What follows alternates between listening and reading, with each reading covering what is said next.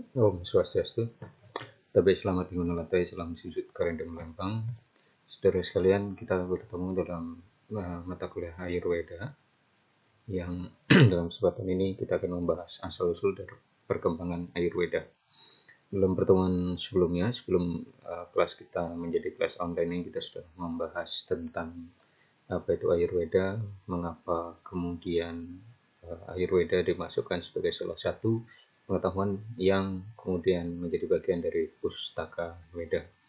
Nah, kita akan membahas dalam kesempatan ini asal-usul dan perkembangan Ayurveda menurut tradisi yang diyakini oleh para penganut Ayurveda.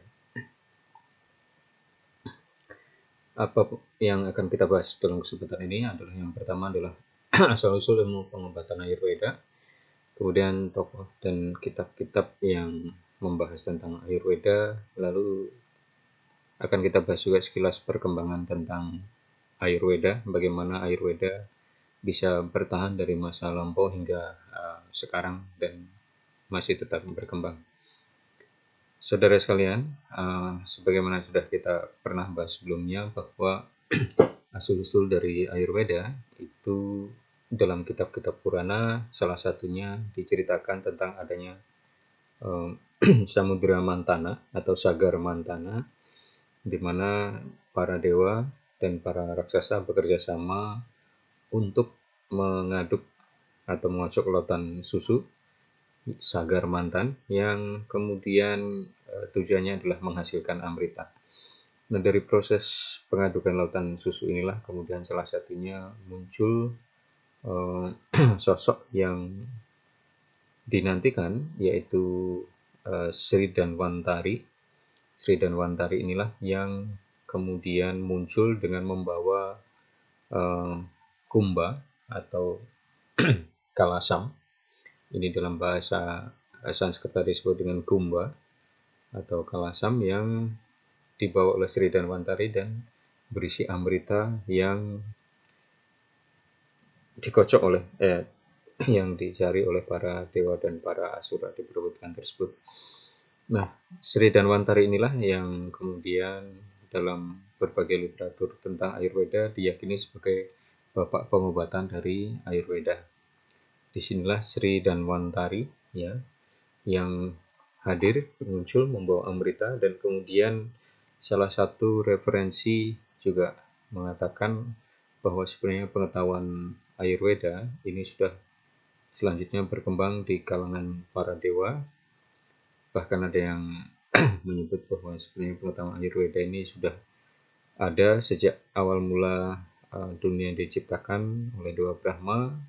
Kemudian pengetahuan Ayurveda ini disampaikan kepada Prajapati, leluhur para makhluk hidup. Kemudian Prajapati mengajarkan ilmu pengetahuan itu kepada para dewa yang lain, putra-putranya. Di antaranya misalnya Aswini Kumar, dewa kembar yang diyakini juga memiliki pengetahuan tentang Ayurveda. Namun secara umum banyak literatur yang mengacu bahwa Sri Danwantari inilah sebenarnya yang disebut sebagai bapak pengobatan Ayurveda. Salah satu referensi yang bisa kita temukan tentang siapa Sri Danwantari itu bisa kita temukan salah satunya dalam kitab yang disebut dengan Bhagavata Purana. Dalam kitab-kitab Purana, salah satunya adalah Bhagavata Purana ini. Bhagavata Purana ini pada skanda 1 Adhyaya 3 ini berbicara atau menjelaskan tentang berbagai jenis atau berbagai perwujudan Tuhan, penjelmaan Tuhan atau yang kita kenal sebagai awatara.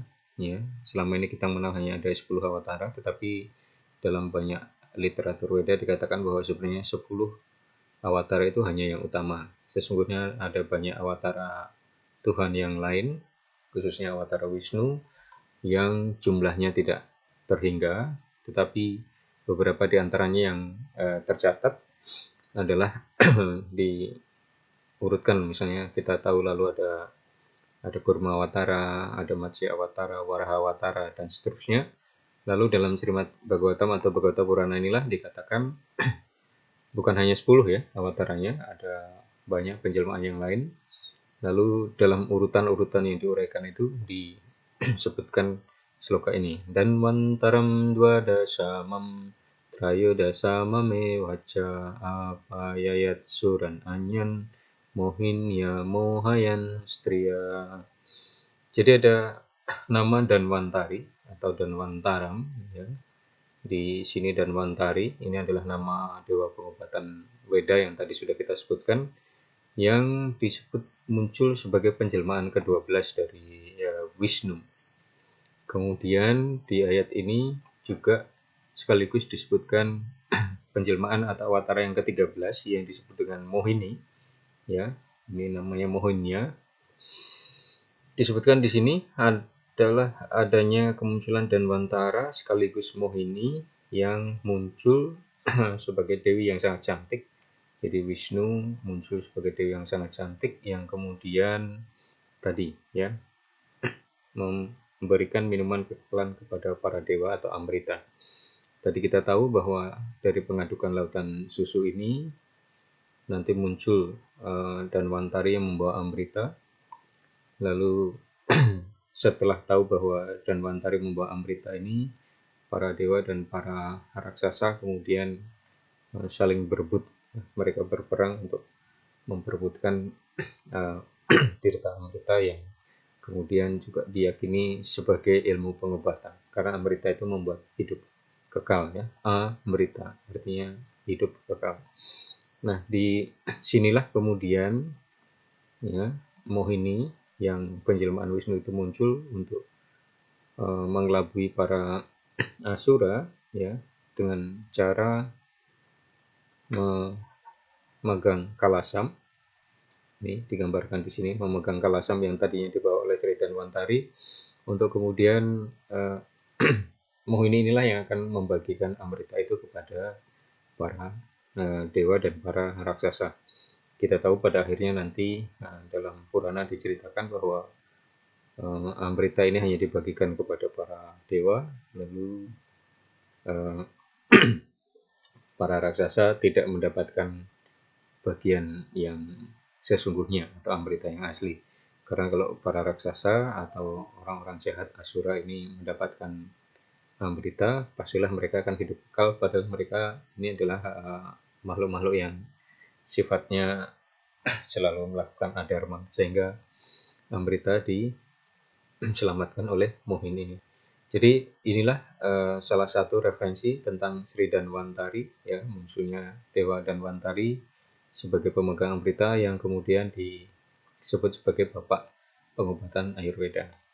Nah, secara filsafat, secara keyakinan Purana dijelaskan seperti itu. Nah, secara ilmiah diyakini bahwa Ayurveda telah berkembang sejak 3000 tahun sebelum Masehi di peradaban lembah sungai Indus.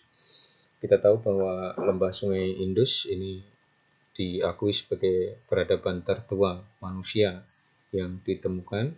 Kemudian di sana ada kitab-kitab Caturveda ditemukan pula. Nah, sejak itulah ya 3000 sebelum Masehi dan mestinya lebih tua dari itu, pengetahuan tentang Ayurveda ini sudah ditemukan. Jadi kalau 3000 sebelum Masehi ditambah sekarang Masehinya sudah 2020, berarti usia pengetahuan Ayurveda ini sudah paling tidak 5000 tahun yang lalu dan masih berkembang sampai sekarang. Nah, bagaimana pengetahuan Ayurveda itu bisa bertahan sampai sekarang? Inilah nanti ada tokoh-tokoh yang diyakini berperan penting dalam mensintesis, merumuskan, menuliskan pengetahuan Ayurveda yang seperti kita ketahui sebelumnya dalam tradisi Weda itu pengetahuan Weda disampaikan secara lisan, tidak tertulis. Nah, nanti kita akan bahas para tokoh-tokoh ini ya, ada para maharsi yang diyakini berperan besar dalam menuliskan ya pengetahuan Ayurveda secara sistematis dan mudah dipelajari dalam bentuk-bentuk yang tertulis. Nanti kita akan pelajari dalam video selanjutnya. Terima kasih. Om Santi Santi Santi Om.